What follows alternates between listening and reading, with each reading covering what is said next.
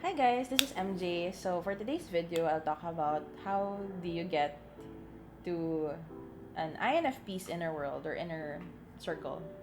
So essentially, I made a video earlier about an INFJ, and eventually I'll talk about other types as well. So I'll try to make this video as quick as possible so I can go through all the 16 types. For this video, let's talk about how do you get into the inner world of an INFP, myself.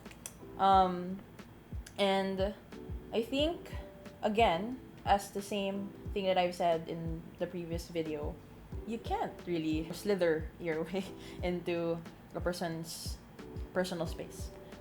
It's really something that a lot of people, I'm guessing that some people would research about these things. How do you get close with someone? But it's not something that you can just manufacture or concoct, to do or scheme your way into doing.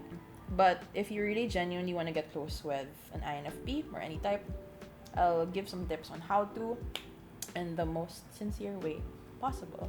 Okay? So, first things first, to really also identify whether or not the person you're speaking with is an INFP. Okay? So, there are a lot of mistype INFPs, especially with, the prevalence of online tests everywhere. So, everyone keeps getting types that they're not. So, an INFP who possesses FI, NE, SI, and TE. So, again, go check yourself if you are one or if the person you're dealing with is one. So, once that's out of the way, we can proceed to the video. Okay, how do you get into an INFP's inner world, or how do you connect with an INFP? I've asked myself this question on how people got close to me. I think it's different for every person, of course. And there are a lot of experiences that shaped us, traumatic experiences or otherwise. And I think it will vary from person to person, of course. So, one thing to consider is really approaching them as though you're approaching a child who has been, I guess, deeply been misunderstood by society or by their, primary caregivers or like their family, or at some point in their life has made them feel like an outcast somehow in society. You approach them with gentleness and with honesty and sincerity. INFPs they're not very often at least, not very picky when it comes to friends. Unless, of course, it depends on the type's level of maturity and experiences. But I guess the key three things that I could advise you is number one, go straight to the deep stuff. Just ask them about thought provoking, deep philosophical questions about life. Listen to them. Don't rush them. Don't rush them in general. Don't rush us in general. Don't be quick to interrupt them when they're talking. And the few moments that they actually talk about what they're thinking about or what they're feeling. I think an INFP would talk about everything else very often except what they often really feel also about certain things. So when they get serious about something, that's an opportunity for you to kind of brain pick what's inside here and what's also inside here somewhere. Okay, and the second one is really don't immediately judge their thoughts, their way of thinking, their way of feeling, their way of expressing, or how they make decisions in life. Sometimes INFPs make weird decisions that seem impractical for society today or for a lot of people. And there's a reason for why we do things. Sometimes it's not very deep. Sometimes it's just because we don't feel like doing it, or we feel like this is the best way. And again, having FI, when we're set in our ways, sometimes it's very hard also to kind of having FI and SI sometimes makes us used to doing certain things, thinking certain things, but it doesn't mean that we're not open to being persuaded and all that. So I think that's one thing that you should be mindful of when talking with an INFP, because if you make us feel like we're judged or as though you misinterpret how we do or think or whatever certain things, then it'll be the easiest way to just not anymore. Like, not open up, not share, and just be like, whatever, just not gonna tell them anything anymore if you're just gonna criticize me or whatever. You have to learn how to hear them out. Hear them out, ask them why they're doing certain things, why they think this way. It's a matter of your tone, your way of delivery, and essentially the timing. For example, something really happened. It's really just fresh from this. It really literally just happened like a few seconds ago, and they're not ready to talk about the issue yet, or why they're acting a certain way, or something that might have hurt them. Don't force them to talk about it now. They don't want to talk about it now. Give me some time to have my space, to process what just happened or what I'm feeling. Allow me to let these feelings simmer. And then after that, we can reconvene and talk about the thing that you actually want to talk about, especially when the INFP is involved. You know, it's hard for us to, we kind of know how we feel, but it's hard for us to essentially open up and explain why we feel certain things or why we think certain things. And so once we've cooled down, then that's a good way to kind of communicate with us, essentially. Third is the way to connect with an INFP or get into their inner world or inner circle, besides, of course, having the same interests and maybe sharing the same hobbies, and all that. Very baseline stuff. Ask for their advice.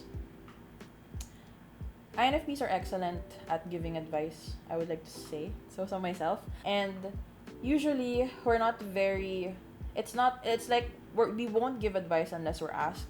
So, usually, when you wait for an INFP to speak, when you give them time to actually process and analyze your own situation or your own problem or dilemma, it gives the person an opportunity to actually shine and help you or deepen your friendship, the two of you at least, because that's their way of also expressing their care for someone. And again, INFPs, apart from being called mediators, they're actually also called healers, and that's how they heal the world. They also counsel or advise other people, especially for those that they care about, but they actually just very often they would give advice freely if you ask them, even if you're not someone that they're very close with. So I think that's one thing. Ask them for advice, ask them what they think. They'd be more than willing to help you when it comes to moral, relational, emotional, or personal issues. And they'd be neutral very often. They can see this different sides of a situation, and thanks to NE. And depending on how wrong or right you or the other thing or the other person is, they would break it to you gently, at least. So I think that's one thing. Go deep. Don't interrupt them. Don't judge them also. And ask for their advice. Get them to help you, because they'd be more than willing to. So I think the same rule applies for most introverts anyway, as the same way that I've mentioned in the INFJ video. But give them space. A lot of INFPs tend to kind of disappear they're kind of in and out of people's lives very often, especially younger INFPs. But you kind of just have to let them very often. It's nothing personal, actually. We just need our time alone, and we kind of just want to detach from everything else, from the noise of the world very often, and just live in our own inner world and do our own little things from time to time. So I think that's something that would help you deepen your friendship with an INFP, when they know that you respect their personal space, but also at the same time still inviting them, still getting them to go to events or social, not really very social gatherings, but like if you're going out for lunch, if you want to go to this random event, art exhibit, whatever, if you express interest and getting them to join you, then that's an easy way to kind of continually maintain and develop a healthy relationship with an INFP. So an INFP would hang out with you for like 2 days, 3 days, or 3 weekends straight, and then not hear from them again for like a month or two.